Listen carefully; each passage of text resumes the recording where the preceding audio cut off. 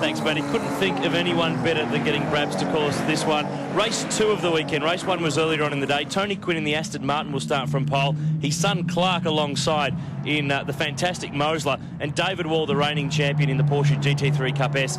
He'll start from row 2 with Greg Crick, bit of a veteran around Mount Panorama with the Viper. So a pile of different cars up the front. That's what this category is all about. Yeah, it certainly looks like it. That's a great thing about GT racing. I've been involved in that over the years, and to drive up against other manufacturers is great. It adds that variety. 3 different classes in the GT Championship. There's GT Championship for the big banger cars, the cars that are the outright contenders. GT Challenge, which is for slightly older model cars that have been superseded from the main series, and GT Production, much more standard cars, the Chev Corvette, the Lotus Exige, the Nissan GT-R R35. Now, we have to say congratulations, second straight American Le Mans Series Championship last weekend at Petit Le Mans. You've been racking up those frequent flyer points, though. Oh, that I have, I can tell you that. It's been a fantastic championship year again for us, and to win 2 in a row is not easy. And we finished on the podium every race, and it was just a dream year, really. Now, let's not forget GT racing, different to what we'll see on Sunday with the V8 supercars. It's a rolling start, which is traditionally the method for GT and sports car racing around the world. Yeah, it's what we do in America for sure. I mean, that's pretty much standard all around the world, as you said. So the Penfold Audi safety car will peel off. Tony Quinn on the right of screen in the Aston Martin DBR S9. Clark Quinn alongside in the Mosler. Father and son. Yeah, that's unique, I've got a funny feeling that father might take precedence at turn 1 here, because he owns these things. Yeah, well, if I was the son, I'd be trying to get in front, that's for sure. Now, we're missing Greg Crick. The Viper is not in its gap on the grid.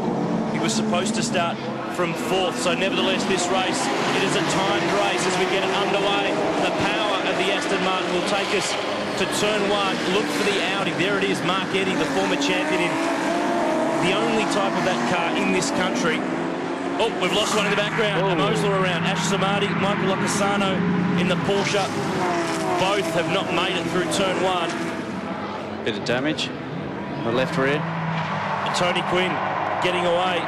The Aston Martin out in front. David Wall settling into 3rd.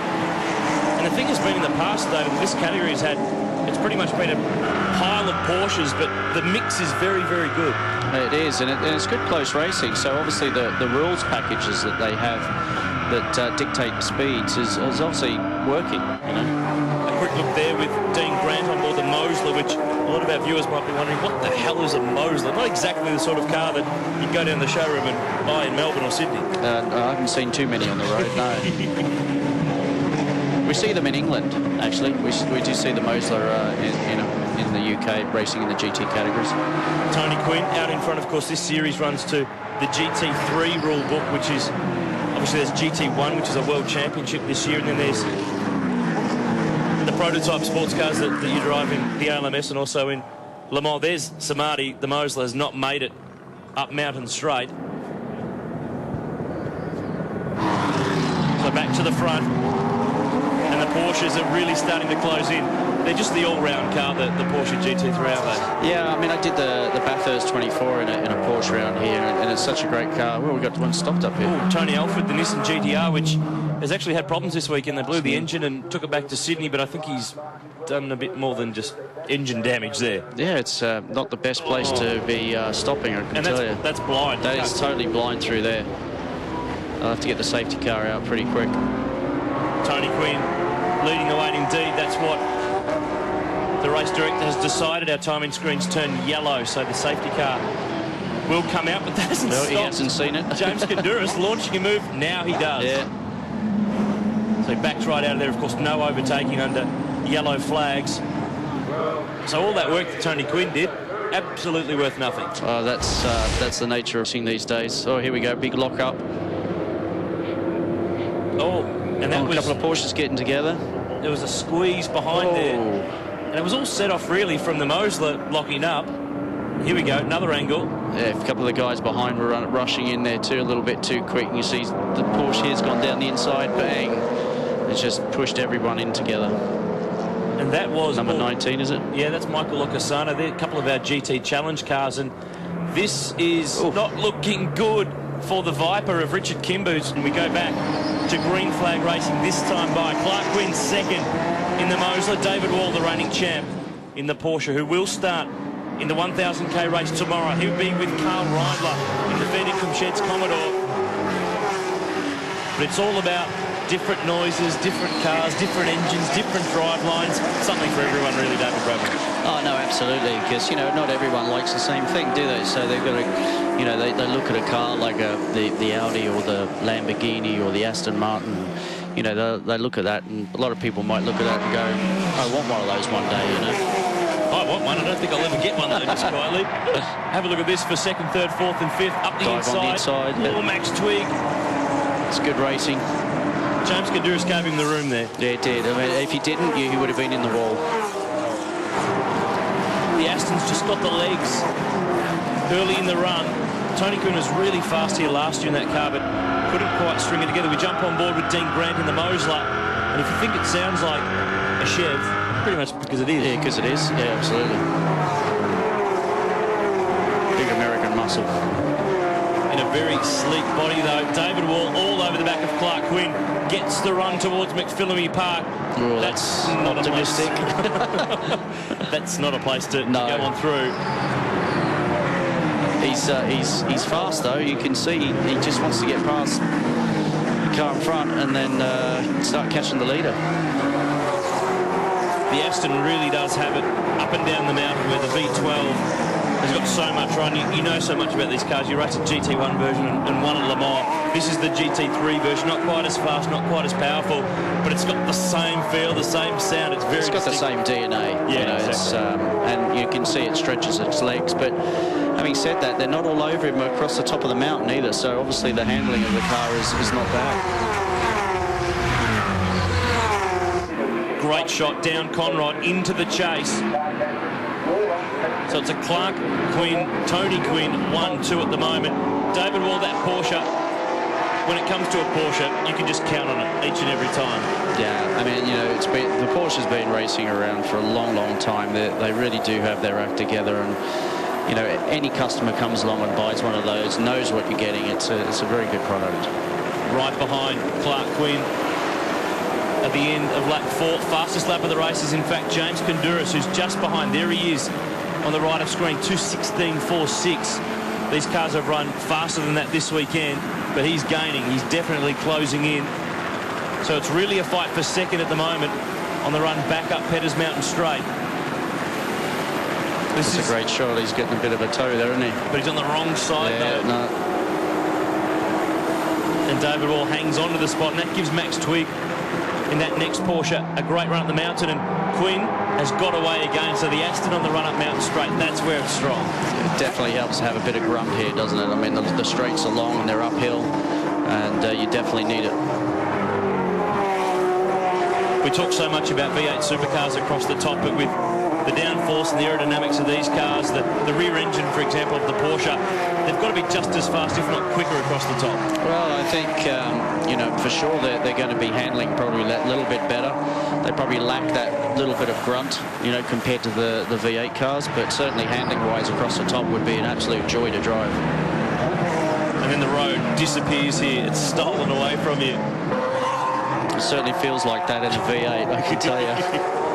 Great new shot this year, which really shows you just how narrow it is through this part of the circuit, and how if you get it wrong, it's a pinball machine. It is. I mean, you come down the top there through Skyline and through the Dipper, and you actually feel like you're in a street circuit, you know, because the walls are so close. There's no green grass either side, you know. There's green grass here, though. Yeah, there is. Yeah. No problem there for Tony Quinn. The Aston Martin is pulling away. This is the penultimate round of the Vodka Australian GT Championship. The final round is with the V8 Supercars at Sandown in November, which that's a circuit really well suited to a lot of these cars. There's the Lamborghini of Kevin Weeks, the Superlot car just in the background. But David Wall is close here in the Porsche, but just doesn't have the pace in the right areas. No, he's just, the gap seems to just go away from him, and then he gets close, and he's just not close enough. Of course, in this category, it's all about parity, and there are reference lap times, and for the outright cars, it's 2 minutes 10. Go faster than that, and you'll find yourself with some more weight, with some less revs, with an increased ride height. There's a range of different areas. So, well, they're doing 13s at the moment, so there's no fear of that right now. Exactly. They're a bit too busy racing one another.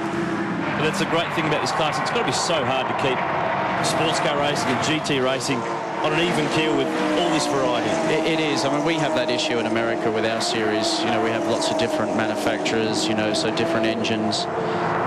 Obviously, guys are on different tyre manufacturers as well, which makes it difficult to know what sort of rules and regulations to give everyone to get nice, close racing.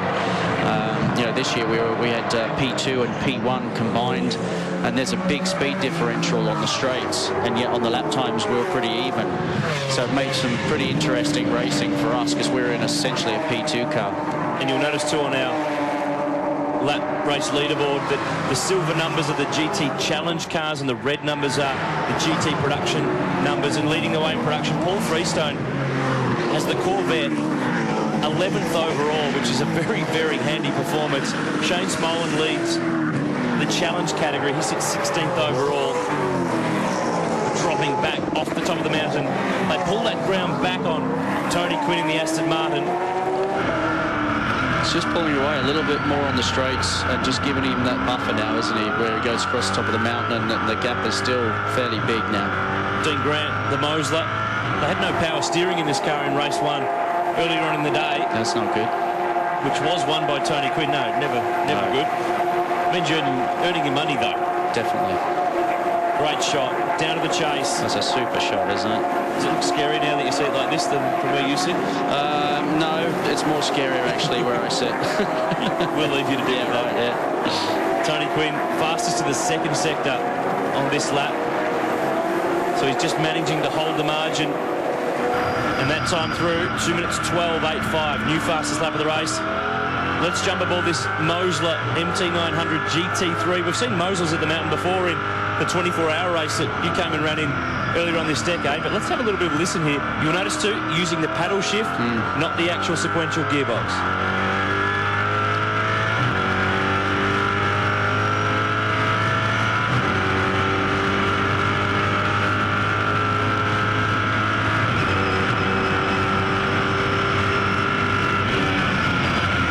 Sound it. It does look very, very weird though, that gear shift moving without him touching it. I suppose if your paddle shift's not working, you can just go manually, which is, you know, it's a good idea in a long race.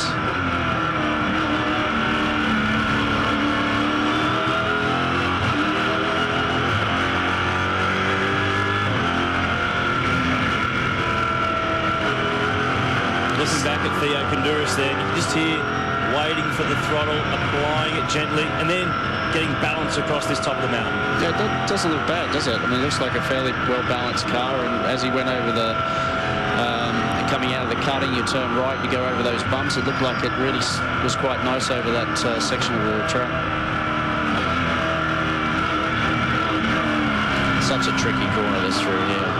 People go on about the corkscrew up in Laguna Seca in America, but you know, everyone says, "Oh, what do you think of that?" I says, "Nothing like the Dipper."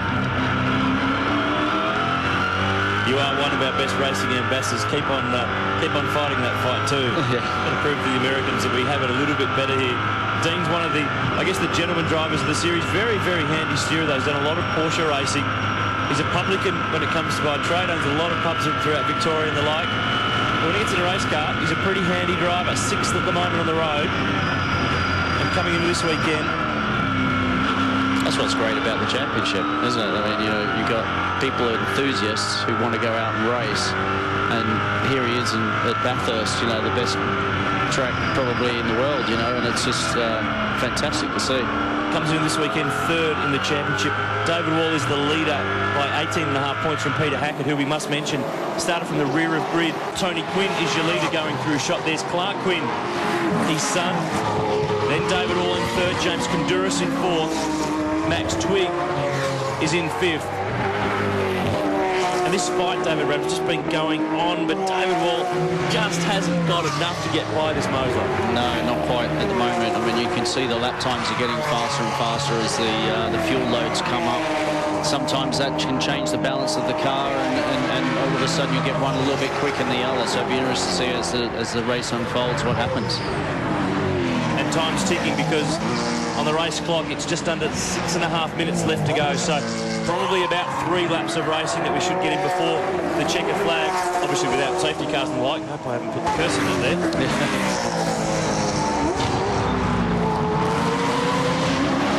David Wall is the reigning champion. In fact, we've had a different champion pretty much every year in the GT Championship since it was born out of the old Nations Cup, which you remember from the Pro Car days and the 24-hour races. We've seen Porsches, Vipers, Ferraris, Lamborghinis win, so there hasn't been really one dominant car or one dominant driver, which is great news, isn't it? Yeah, no, absolutely. You know, it gives everybody a shot, doesn't it? And a bit of variety for the fans as well. We jump on board again with Dean Grant looking back at Theo Condouris. I think he was flat there too. Yeah, it sounded like it, didn't he? Oh, well, we can't give him rubbish about that later. That was very, very handy. But Theo Condouris is closing in. Clark wins fastest to the second split and, in fact, takes 2/10 away from Tony Quinn that time. But the margin is still 1.7 seconds, just over 5 minutes to go in this second race for the GT cars. Now, tell me quickly, what's in the plans for David Brabham next year? Another season with the Highcroft team in the American Le Mans Series? It's a good question. It's situation is this. We're sort of now at the end of the program that we've been running the last 4 years, and the team are now looking at a new program for the future. So, you know, we need to make sure that everything's lined up and signed off before the end of the year, so we can sort of get going again. Maybe a change of category? I don't think so. I still want to be in the category that I am in, and obviously, you know, one of our goals as a team is to go to Le Mans and win as well. This is not the goal. Andrew McPherson's got the Mosler off through the sand. We just had a quick shot before of the production battle. Paul Freestone in the Corvette leading the way from Mark O'Connor in the Lotus, and you know what I said about that safety car? Yes, I was just thinking that actually. My bad. Because that wouldn't be your fault, would it? Well, I wasn't driving the Mosler, so no. I'm okay. Here's Paul Freestone, 12th overall. This is a great fight. Two totally different cars here. David and Goliath. There's a Corvette. A Corvette versus a little Lotus. Yeah. And that Lotus is really wound up, though. It's a rocket across the top. That must be so beautifully handling up the top there. And it's the only car in the GT field that's running on the E85 fuel. Okay. Something a little bit different. Obviously the norm for V8 supercar racing. Yeah. But when it comes to Corvettes, that is a great sounding car. We'd love to see one of the GT3 versions in the outright contender class of this series. Yeah, I've seen Corvette racing over the years, you know, and that's such a great car, and they know exactly what to do in terms of building a race car that's strong, reliable. And I haven't actually raced one, but I know a lot of people who have, and they say it's a great car to drive. Even better when you beat them in an Aston at Le Mans? It's very sweet when that happens, believe me, because they are so tough. I mean, the vets and also Pratt and Miller, who run the organisation, and you know, when you've beaten those guys at Le Mans, you know you've done a good job. Looking back through the field, there's Kevin Weeks in the Lamborghini Gallardo from South Australia, 8th overall. Mark Eddy behind in that fantastic Audi, which is new this year to Australia, the Audi R8 LMS. The only one of its kind in the country is Mark Sini in 10th overall, and Peter Hackett, who started 26th on the grid, desperately trying to earn back some more points in the Vodcaro Lamborghini, stay in this championship fight. This is what happened earlier on in the day, outside of Max Twig. Oh, he was so lucky. Greg Crick nearly got involved. Just took a little paint off, and that's about it. And that was this morning, and they've managed to get that car back into the race. Only minor damage there from the rear of the grid. Peter's, in fact, the chief driving instructor for Mercedes-Benz here in Australia, and does a lot of drive day stuff. So occasionally gets to do some racing. Probably does more driving in terms of driver training than racing. But when he gets behind the wheel, is very much on the pace. And this, our slow-mo shot on the Vodcaro replay, really tells the story. Look at the way that car rides across McPhillamy Park. Yeah, that's a great shot, isn't it? Slow motion like that really captures exactly what the car is doing. This is Dean Grant, and he's closed in across the top of the mountain on the clock. 1 minute 50 to go. So we'll get another run war. Max Twig. There's a chance here. Now, in years gone by, that was sand, you might remember. Yes. It's all been turned into asphalt now, so you can get away there with a bit of a mistake. Yeah, I think that was important, because there's enough space there to recover, get the car off the wall, and get back on the track, where before, once you got in that gravel, that was it. Tony Quinn has edged away. He's got the margin to 3 seconds, so this is where the fight is for 5th place. We're looking at Max Twigg in the Trulot Porsche. He's had a very, very good season, a few dramas, but his pace has been very, very good.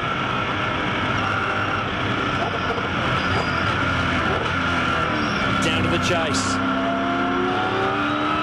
There will be one more lap of racing, this time by Theo Kondouris is going with them as well.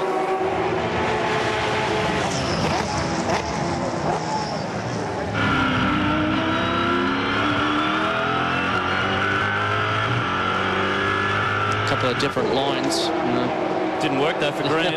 Kondouris got a bit of a run on him now. Down the inside, so the chances of taking 5th place are gone because he's back to 7th on this last run. Back up the mountain. Tony Quinn just ran the fastest lap of the race, 2 minute 11.99, which is still nearly 2 seconds away from the lap record that he set in that car last year. But I don't think Dean Grant's done with just yet. I think there's something going to happen here. You can just see it. And being so close to the car in front, particularly when you get to the likes of Reed Park, takes away your reference markers for turn-ins of the line. Yeah, it does. But you can see that the car in front is just making a few mistakes. You can sense the pressure starting to build. Let's just hope he just keeps it going. We can just see just missing the apex and trying to protect his line a little bit. And he's looking more in the mirrors than he is at the front. There's just nowhere to overtake here, even if you do get a really good run. Talk about good runs. The Aston Martin has been hooked up and Tony Quinn has driven away. Yeah, he's driven very well. And just, I love the sound of the Aston Martin as well. I mean, just that high-pitched scream, just fantastic. He's on his way home. It's the last lap for the GT cars. Clark Quinn has done enough at the moment. It'll take something pretty special from David Wall, but he's got to think championship too. His main contender, Peter Hackett, is a long way back in 10th, so he's going to come out well in front with an extended points margin, so it's still a good day. Yeah, no, at the end of the day, that's what you want to do. You want to be winning the championship, and he'll be managing that right now. Tony Quinn, last corner, race 2 for the Vodka Australian GT Championship, and he will take a clean sweep. 2 wins so far this weekend. Does it in style. And it's a family 1-2. Yeah, Son fantastic. Clark gets home in 2nd. And David Wall is 3rd. Here's James Kondouris from Canberra in the Superbarn Supermarkets Porsche. Runs home in 4th. So the Porsches were strong again. No surprise really, but Aston Martin is the car to have at the moment. It certainly is at the moment. That was a very strong performance, and I saw earlier how strong it was as well. Dean Grant, who we rode on board with, ended up in 7th. Mark Eddy, there he is. That fantastic Audi. Home in 8th. Kevin Weeks 9th. And there's Peter Hackett. So he gets some points in 10th, but that makes his championship chances really, really difficult from here on in. Paul Freestone takes production. There's the results to recap. All the best for the rest of the weekend, Brabs. Great to have you here. Great, thank you for having me. Big one here at the mountain. But Quinn's 1 and 2.